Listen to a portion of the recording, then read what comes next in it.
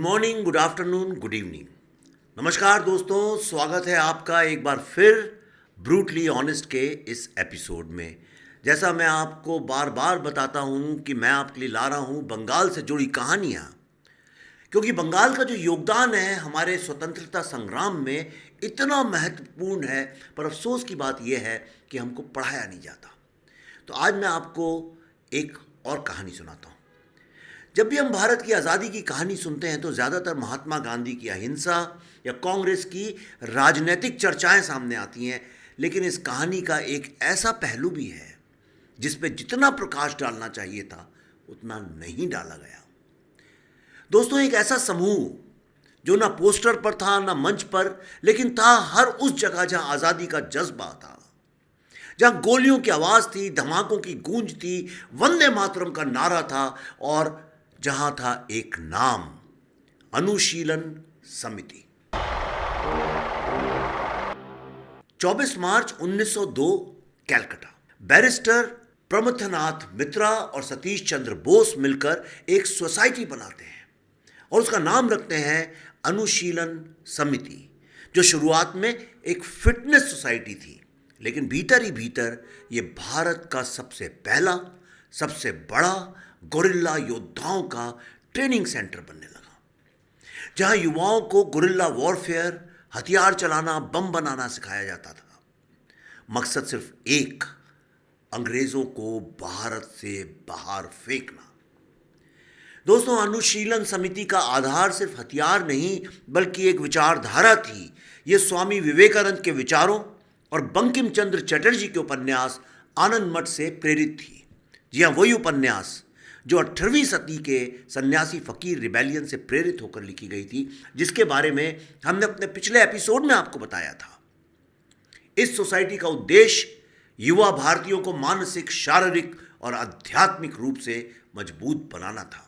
प्रमथनाथ मित्रा श्री औरोबिंदो घोष और चित्तरंजन दास समिति के प्रमुख सदस्य बने और आगे चलकर श्री औरोबिंदो के भाई वरेंद्र कुमार घोष, रश बिहारी बोस और बाघा जतिन जैसे क्रांतिकारी इस समिति से जुड़े, जिन्होंने अंततः ब्रिटिश राज की नींव हिलाकर रख दी। भारत के युवा छोटे शहरों, कॉलेजों और बस्तियों से तमाम लोग इस समिति से जुड़ने लगे। हर सदस्य अपने जीवन को एक ही संकल्प में ढाल रहा था, भारत की स्वतंत्रता के लिए जीना और अगर जरूरत पड़ी तो मरना। 1905 में लॉर्ड कर्जन ने बंगाल का पार्टीशन किया। पूरे बंगाल में गुस्से की आग भड़क उठी। ढाका की जमीन पर बिपिन चंद्र पाल की आग उगलती स्पीच ने जनता को झकझोर दिया। उसी समय पुलिन बिहारी दास के नेतृत्व में ढाका अनुशीलन समिति का एक मजबूत गढ़ बन गया। अब यह आंदोलन पर्दे के पीछे नहीं था, वो खुलकर ब्रिटिश हुकूमत को ललकार रहा था।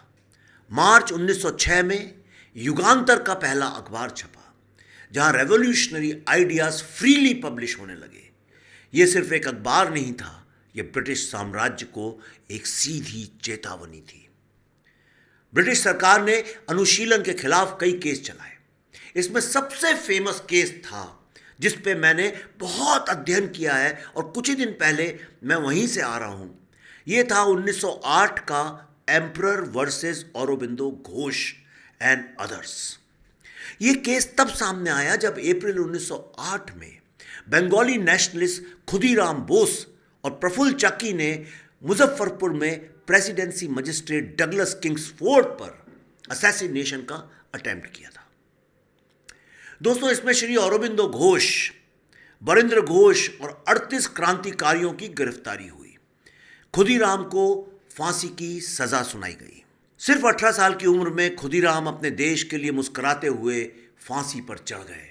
उनकी शहादत ने देश के स्वतंत्रता संग्राम की आग को और आगे बढ़ा दिया। 1912 में रश बिहारी बोस दिल्ली में वाइस रॉय हार्डिंज को निशाना बनाकर किए गए बॉम्ब ब्लास्ट के पीछे के मास्टरमाइंड थे। बचने के लिए बोस जापान चले गए, जहां उन्होंने इंडियन नेशनल आर्मी की पहली बीज बोई। दोस्तों, अनुशीलन समिति की एक्टिविटीज ने अंग्रेजों को सख्त कानून बनाने और इंटेलिजेंस गैदरिंग ऑपरेशंस करने पर मजबूर किया। कॉलोनियल गवर्नमेंट ने समिति के आंदोलन को एक कठिन चुनौती के रूप में देखा, जिसके कारण बड़े पैमाने पर गिरफ्तारियां हुई और निगरानी बढ़ा दी गई। ब्रिटिश क्रैकडाउन के बावजूद अनुशीलन समिति की लेगेसी कायम रही। इसने भगत सिंह की हिंदुस्तान सोशलिस्ट रिपब्लिकन एसोसिएशन और सुभाष चंद्र बोस जैसे नेताओं और भविष्य के क्रांतिकारी आंदोलनों को प्रेरित किया। अब यह एक डिसेंट्रलाइज्ड ऑर्गेनाइजेशन बन चुका था। बंगाल, पंजाब, महाराष्ट्र अनुशीलन समिति अब हर जगह थी। अनुशीलन समिति ने गुप्त रूप से काम करना जारी रखा, बदलती परिस्थितियों के साथ अपने टैक्टिक्स को और चेंज किया, इवॉल्व किया। समिति ने कई क्रांतिकारी समूहों के साथ अलायंस बनाई। दोस्तों, अनुशीलन समिति ने गदर आंदोलन में एक बहुत ही महत्वपूर्ण भूमिका निभाई, जिसका उद्देश्य था विदेशों में तैनात भारतीय सैनिकों के बीच ब्रिटिश शासन के खिलाफ विद्रोह की लहर लाना। भारतीय स्वतंत्रता संग्राम के अंतिम वर्षों में अनुशीलन समिति ने मास अपराइजिंग्स की दिशा में कदम बढ़ाया। इसके दौरान सुभाष चंद्र बोस भी समिति से जुड़े। ब्रिटिश अधिकारियों के चल रहे वर्ल्ड वॉर में व्यस्त होने के कारण समिति ने बड़े पैमाने पर आर्म्ड रिबेलियन को बढ़ावा देने और अपने सपोर्ट बेस को बढ़ाने के लिए लेबर और ट्रेड यूनियंस के साथ अलायंस भी बनाए।